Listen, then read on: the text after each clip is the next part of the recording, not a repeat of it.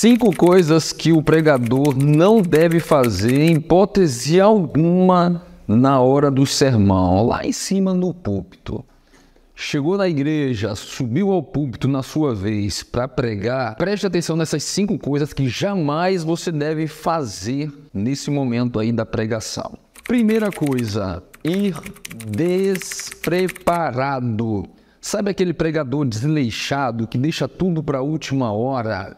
Que não se organiza, está marcado para pregar daqui a 30 dias e ele não senta com antecedência para preparar, para pedir a Deus discernimento, para começar a organizar as ideias do sermão? Pois é, não seja esse tipo de pregador. A palavra de Deus fala: maldita aquele que faz a obra do Senhor relaxadamente. Tudo tem que ser feito com decência e ordem. Então, a sua parte é se preparar. A parte de Deus é te usar lá na hora da mensagem e conduzir para onde Ele quiser que seja conduzido. Mas você deve se preparar. Segunda coisa que você não deve usar na hora do sermão: gírias e vícios de linguagem. Pois é, tem pregador querendo ser descoladão, engraçadão, fica soltando gírias lá na frente. Cuidado com gírias, principalmente porque em alguns lugares as gírias da tua região significam coisas completamente diferentes.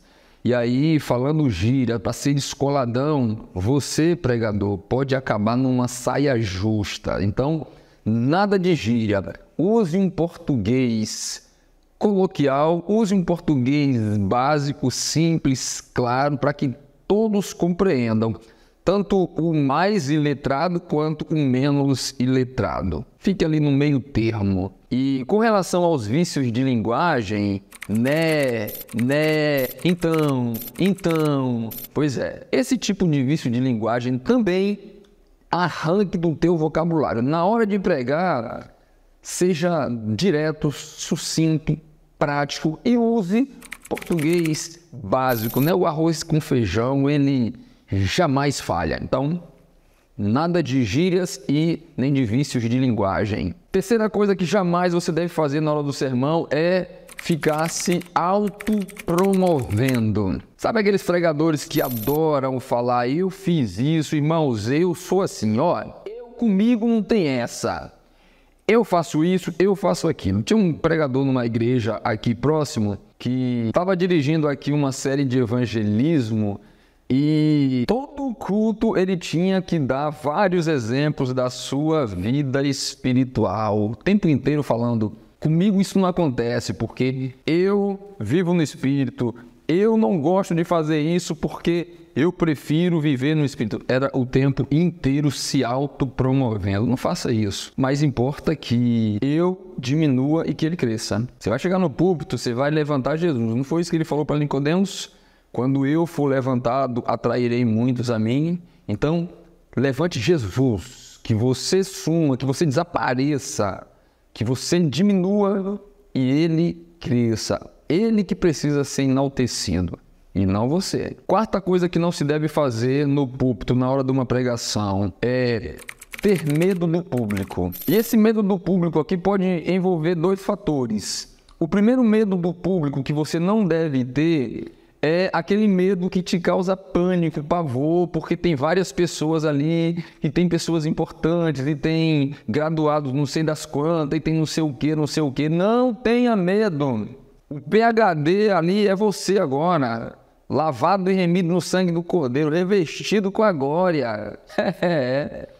Você que tá, meu amigo, escolhido por Deus para passar a mensagem naquele momento. Então, não importa quem está lá, o pastor, seja lá quem for. Eu fui pregar uma vez numa cidade aqui, próximo, um povoado, próximo a Capim Grosso, já subindo ali para o sertão da Bahia, e o povoado, ele pertence a Capim Grosso, né? Um vilarejozinho pertencente a Capim Grosso. E quando eu cheguei lá para pregar, aniversário da igreja, sabe quem estava lá? O presidente da associação da igreja que eu congrego para todas as igrejas da região. O cara que mandava e desmandava em todas as igrejas da região. Né? Isso metaforicamente, né? Entre aspas. Então, era o pastor número 1 da região. E aí eu falei, pastor, se quiser eu te cedo a palavra. E ele, com muita humildade, não, William, que é isso? Eu tô aqui para te ouvir.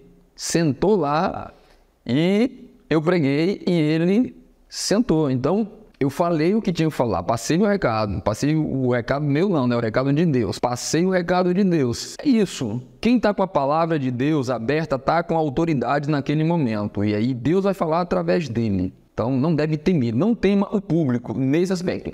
E a segunda forma de ter medo do público é você vai falar sobre um determinado assunto, mas você tem medo que alguns ali não gostem de ouvir aquela repreensão, por exemplo, porque tem dinheiro, tem posição, tem status, costuma cometer aqueles erros que você vai falar ali, e aí você vai e fica com medo de ser rejeitado por eles. Ora, bolas! Eles que mudem, que se convertam, que abandonem as más práticas, os maus caminhos e que aceitem ao Senhor de todo o coração.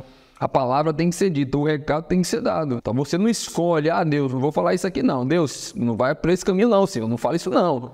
Não importa. E com relação a esse medo do público, uma vez eu fui pregar numa igreja, um pouquinho mais distante, e aí encostou um cidadão, né? Antes de eu subir, você que é o pregador, começou a puxar assunto, falou, eu sou doutor fulano, eu sou o advogado aqui da igreja aqui, pra essa cidade, não sei o que, eu falei, um negócio lá, eu olhei assim. Aí eu pensei, me dá uma carteirada, cara, a essa altura do campeonato, com essa idade aqui, o cara vem querer me dar uma carteirada. Ô irmão, você não é advogado aqui coisa nenhuma, você é ouvinte da palavra de Deus, e acabou, né? E quisera, né?